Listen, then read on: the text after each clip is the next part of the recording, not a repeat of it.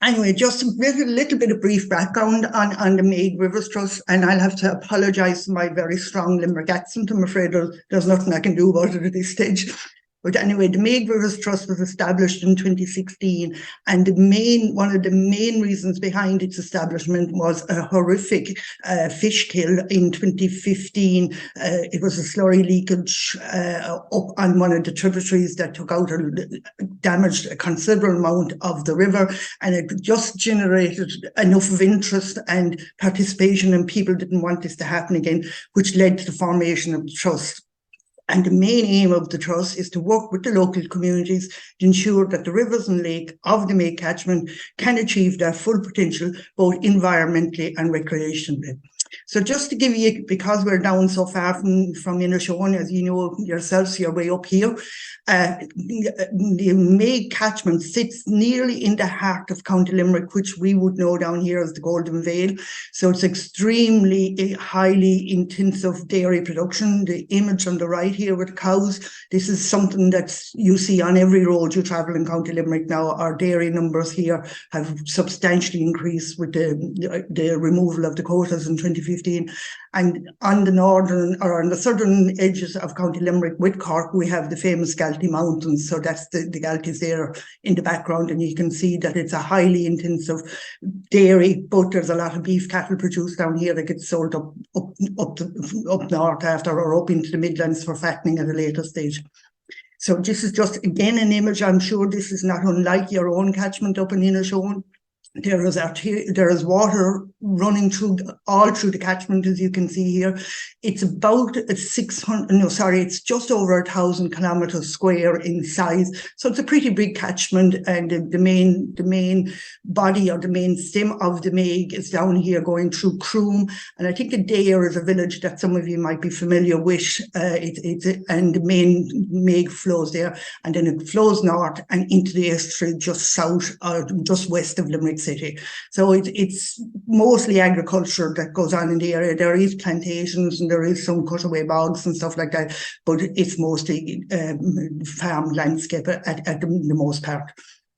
So I'm going to talk to you tonight about a citizen science water quality project, which is what Carolina and her team have asked me up there to chat about. And as I say, I wasn't involved with the trust at the time, but Liz Gabbett was the lady who put most of this information together. Okay. So the Maigue Rivers, so why use citizen science at all? The Maigue Rivers Trust had several objectives when it was formed, and one was to educate and engage local communities with their local rivers and streams. And the other major one was to collect environmental data from across the catchment, because as you know, there's little sub-catchments as you have again, and we have 5 sub-catchments within the Maigue.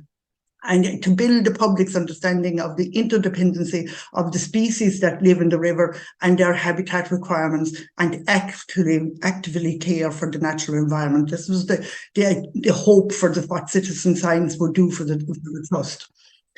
So the research findings, Liz and her team at the time did some initial preliminary work to see was there going to be an uptake for citizen science, and generally they did some questionnaires and some very simple research for this, but they found that people are interested in knowing about the nature of the river and how to monitor local water quality. We're all very much aware of EPA reports at this stage, but they monitor at a catchment scale, but at a smaller scale of streams. However, they also discovered that many people are hesitant about working in water because of water quality concerns, the unknown of what lies under the water surface. It's not an ecosystem that most people are familiar with. And in addition, some of the water monitoring you need to have a very strong understanding and knowledge of and confidence in the ability to be able to identify the little invertebrates. So at this stage, it was very obvious that a co-design was a key component of any engagement with the local communities, and also to get strong buy-in to undertake the monitoring. So luckily, down here, one of our directors is Dr. Catherine Dalton. She has been a director of the trust from the outset, and she works in MIC is Mary Immaculate College, which is our teacher training college down here, which is now part of UL. in the environmental geography section. And she formed a research partnership between her college, Mary I, and Maigue Rivers Trust to investigate impact of citizen science in river environmental stewardship. And she did this with one of her PhD students.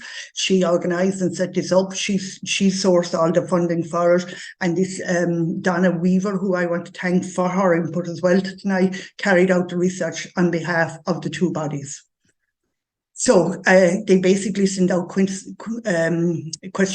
to, I think it was in excess of 1,000, no, I think near 1,500 was sent out, and they got a response from 756, which they were very pleased with at the time. So it's an interdisciplinary socio-economical study aimed at improving river catchment water quality using citizen science. So again, there's just some little information there on the survey and the results. The majority were female, which that's what of the respondents to the questionnaire were. There was over 50% of them over 50 years of age, which I think is quite common on these citizen science. And again, most of them come over 72, 73% come from a rural background, that would be in the villages or the small towns or actually living rurally. So she undertook and looked at, and within the questionnaire, there were questions like your earliest childhood memory in nature. Was it a positive or negative experience? This is one of the questions she raised in her questionnaire. And approximately 68, 70, 80, 95 or 90, 95% of the respondents said that their first experience that they had as a child was positive when they were out in nature, which is, again, I suppose, to be expected. I think it's an enjoyable kids love being outdoors, as we all know.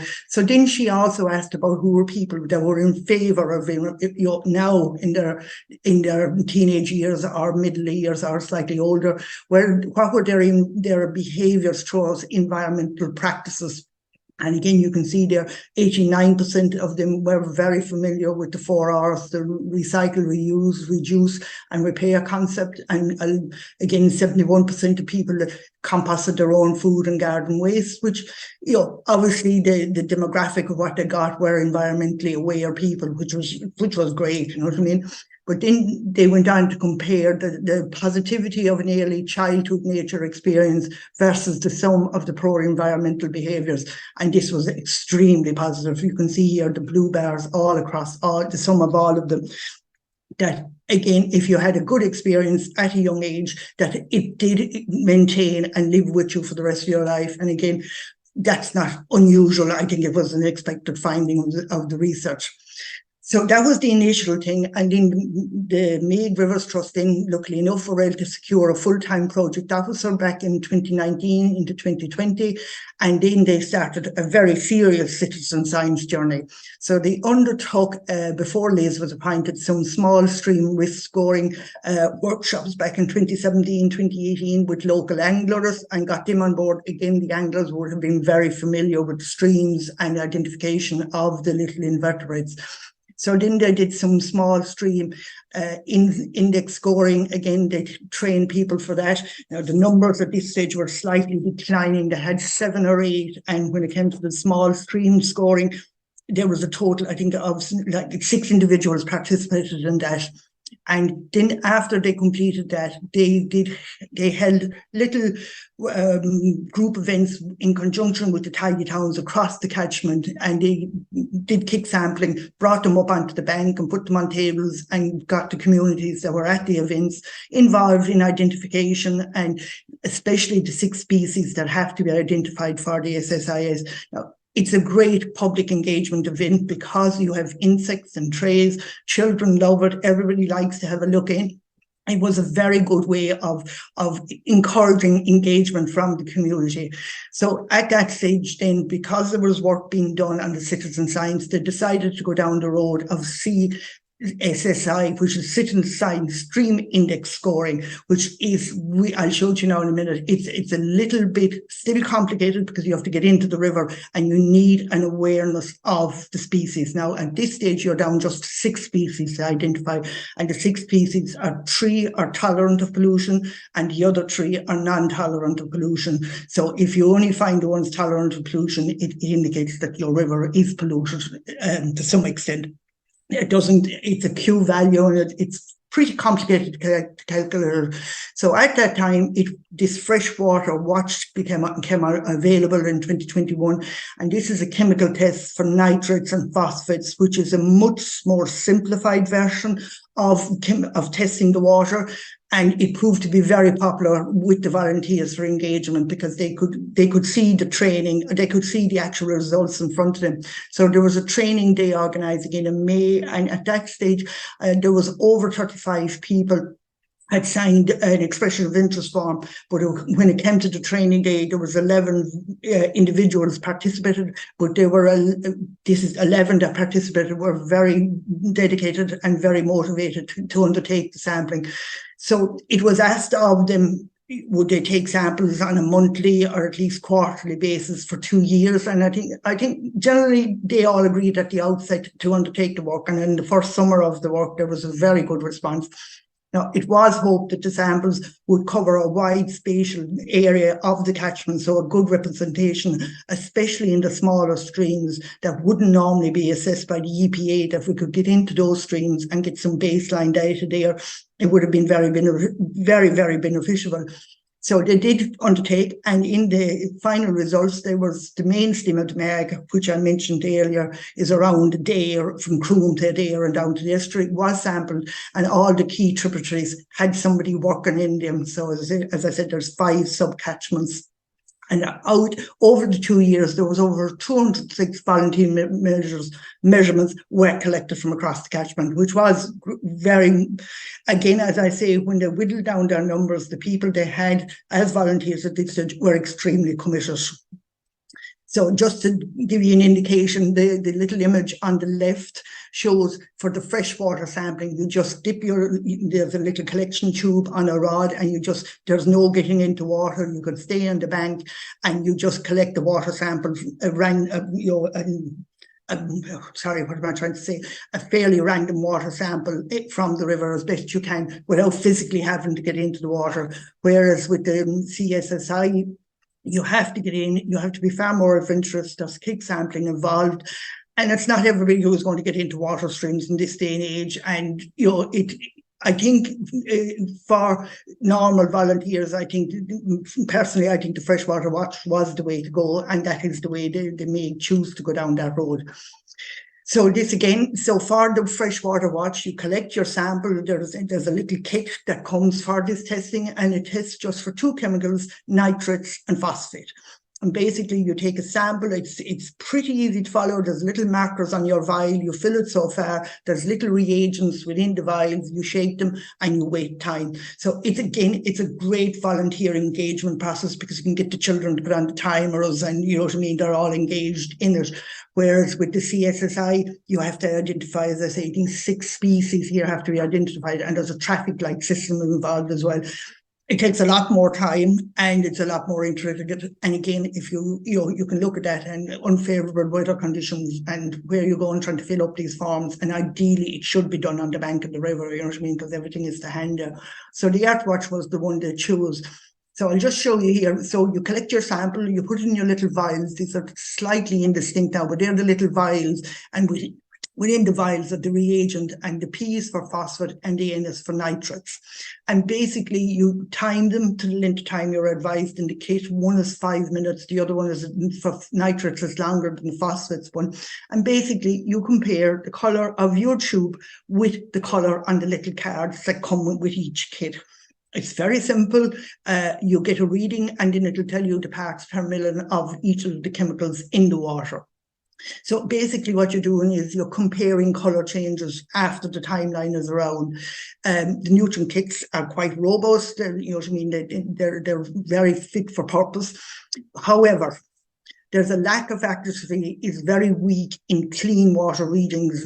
So where you have water that is not polluted, it can be a little bit inaccurate, whereas where it is polluted, it's very quickly to change to the deeper colours here within the time limit of the change, okay? And also along with the kit, there's an app that you download on your smartphone, and you can upload your results immediately from the location. It's located by GIS, which is great. However, the actual app itself is not straightforward. You'd want to be certainly a little bit computer literate, maybe a little bit more than little, to be honest with you, with the results that a lot of the volunteers weren't able to use the app. So they submitted the results in writing to Liz, and then she updated them from the locations. Not ideal, but at least the results were there and able to go up onto the website. There's an overall Earthwatch water analysis site where all the results were fed into. And again, of course, Liz did have them for the project as well. So some work was undertaken later within the project. But as I say, as an engagement tool, it's excellent. How robust the results are is a little bit, I get into it a little bit more after, but I think over time it'll stand, but going in, taking a once-off sample is not ideal. But that's not ideal, even going in, doing a full chemical analysis. It's just a point in time when you take that water sample, whereas with the kick sampling, you're getting a record of the water flowing through there over several months, because species won't die out overnight, or they won't colonate overnight either. And also, when they collected the samples and when they had the volunteers trained, Liz organised several events across the catchment where they had the samples from the river and, get them up on table and get involvement, engagement. And I actually attended the one in Lough myself at the time. That was last summer that was done. And there's a great sense of ownership of what's going on and what have you. And kids are very interactive and great to participate in all of this. So that was good. So sorry, I'm going to go back there for 1 second now. I'm having problems. Oh, God. No. All right. I'm going to stop now because this is going to go wrong.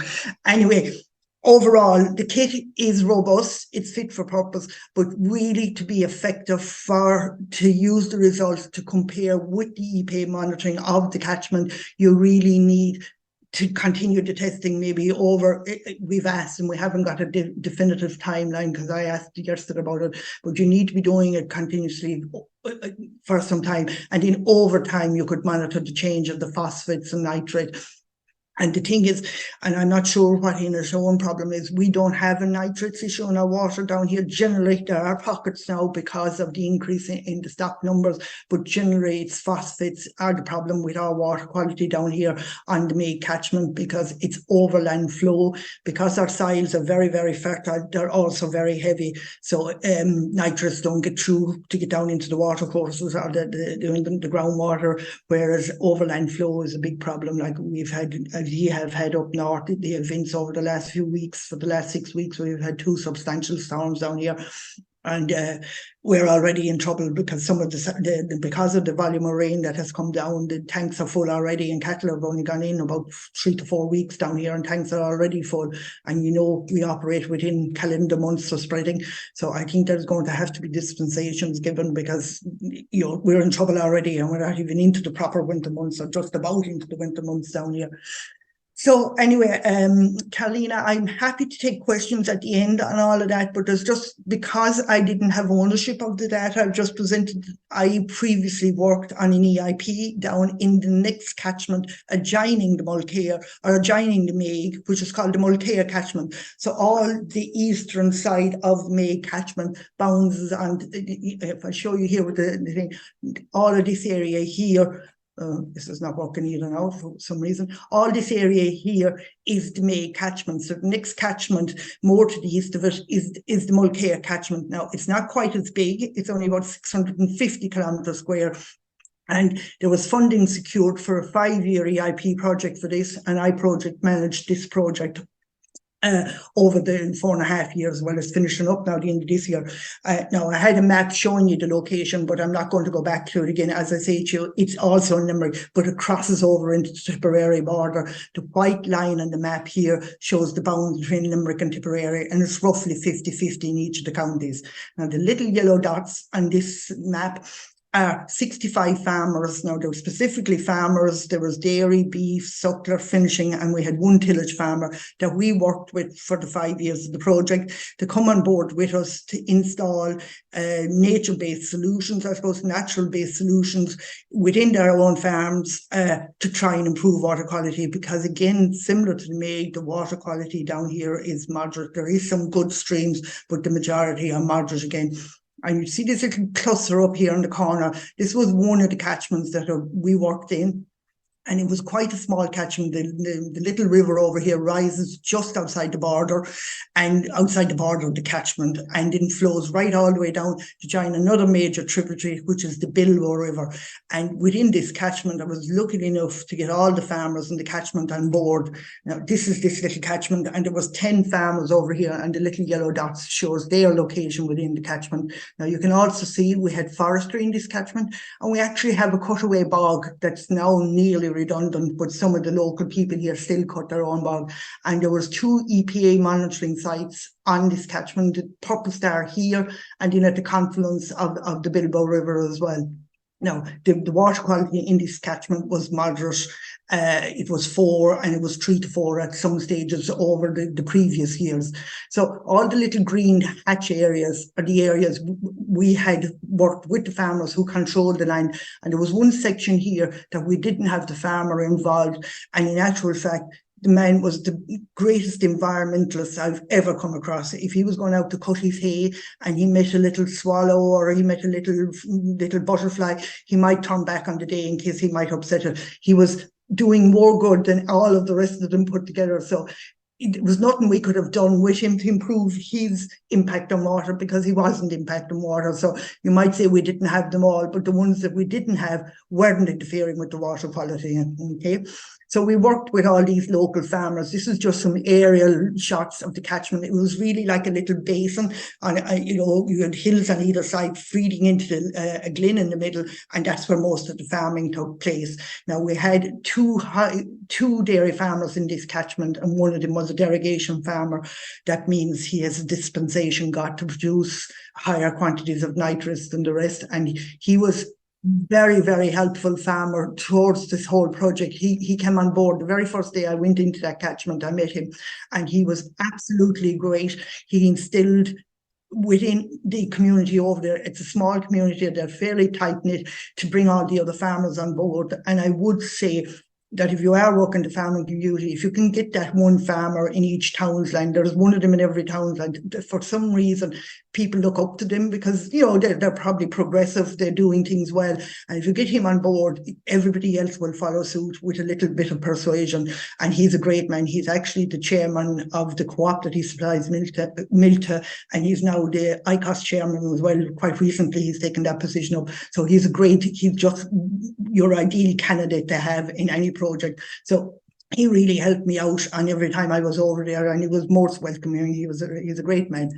So just moving on, right. So this was within this catchment. These were the problems we encouraged. I'm sure you have places like this up in Donegal. There was a little stream flowing down here. The banks were gone. Everything was gone. And we had some horses visiting the site. It was more or less abandoned land, but there were horses there over the winter months, not so much over the summer, but they came for the winter. So this is just after this farmer took it over. He fenced it.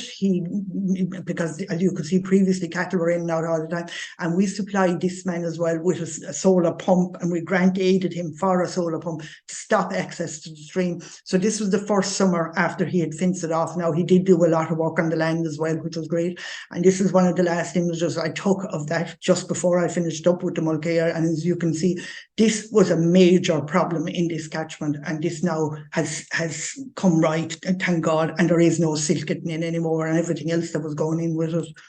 And also another problem in this catchment, the bed of the river was being used as a roadway, and there was 5 other farmers accessing here. This was old land commission land that was divided between all the farmers in that area. So now some of them were only accessing in the summer because it was just grades or meadowing, but more of them were up and down all winter with bales. I was over there one day, actually, I have the picture somewhere, where there was a man drawing up his black silage bales and his tractor up and down it. So again, luckily we spoke to the farmer, he came on board, and he subsequently put in this marvellous roadway. And again, this is it now fenced off. And again, I have another image of where all this now has been, it's all stabilized now, and the river bank has been reestablished. And again, this was another major problem, because they were driving up and down the bed of the river, which you can imagine wasn't great. Now, we did a lot of cattle on all of the 9 farmers, bar maybe one, I think, had access to the stream for drinking water. So we paid them to both fence the stream and install either solar pumps, or that's actually one of the farmers and his wife are out putting in those pumps one of the days I was over, or nose pumps. So I'm very confident that no cattle are accessing that stream as of now, but hopefully that will continue. And I think it will, because they've taken the bother of installing this equipment and it does work. Now, the nose pumps will only work for dry stock. If you have nose pumps and you're turning out 50 or 60 cows from a milking parlour, they won't be sufficient, you know what I mean, to generate enough water. But for suckler stock or for dry stock there that will wander up during the day for a drink, they're more than adequate, and they're very straightforward. There's nothing complicated at all about them. And the solar pumps then, when you step up again, they're just another more useful way, because you can also install electric fences for outside farms and you can get that to work as well with your solar pump. So there was a big uptake for them across the thing. And these are just showing you some other the hard engineering features that were undertaken. Installing this one here is where we put in little, I know you've done a lot of work on this up in Inishowen, little bunds within the drains to try and hold back the silt. That's another one. That was a new silt trap that was being put in just under a farmyard. This is a settlement pond for a farmer. Again, that was across the road. There's a pipe feeding across there from his milking parlour, and just to hold this here for settlement. And again, they're all working, but the return over time is going to take, it's not going to reflect quickly on the situation. Again, we work with farmers and roadways. This is a new roadway.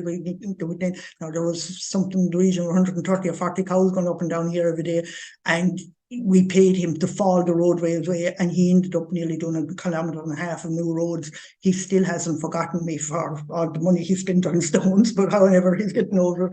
And these are the silt traps that were installed again.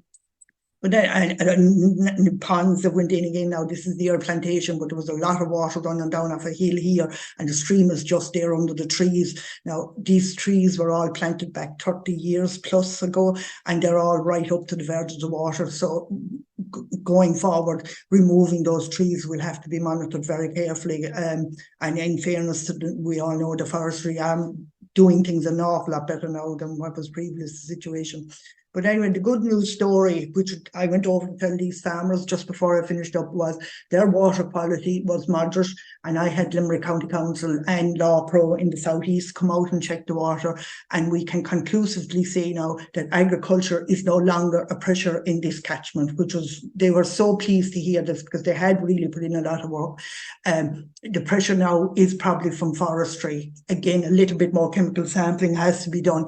And Law Pro went on, the lady in the southeast said that she felt very strongly that over the next few years that this could actually return back even to a higher status, that if these measures are maintained, it could go back to a higher status. So it's just a little snippet of the work that was done in the Mulcahy, but it just shows that when farmers come together and there's somebody on the ground, which I think is probably why a lot of this work got done, having that local person on the ground popping up every so often, checking in with them. We also had discussion groups in the catchment.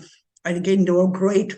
I can safely say I don't think any of them missed a discussion group over the 3 years that we ran them. And we ran these through COVID and all sorts of things. We were running them outdoors and in sheds, and we ran them in October, November, when we were allowed to do the social distancing and all that. But they were great, and if they couldn't make it, there was always a text or a phone call to tell me, you know what I mean? Now, not that other farmers didn't, but for an area, these were just absolutely tremendous. So it's a good news story. I won't say we had that success in all the other catchments, because our farmers were very dispersed, but everything that was done, I think over time will help to improve water quality, but it's not a quick fix. It takes time. Yeah. So that was just an image of cattle on the Mulcahy that I took one day, and I presented those findings recently, and Carol Quish, just to say that they sponsored, they would collect a lot of the milk out of the Maigue catchment. They sponsored that event, and also Ballahara Development, which I'd like to give a bit of credit to. They're a leader group down in our area, and they're always there to support us in everything that we do. So I think that about finishes me for tonight. So thank you very much for listening.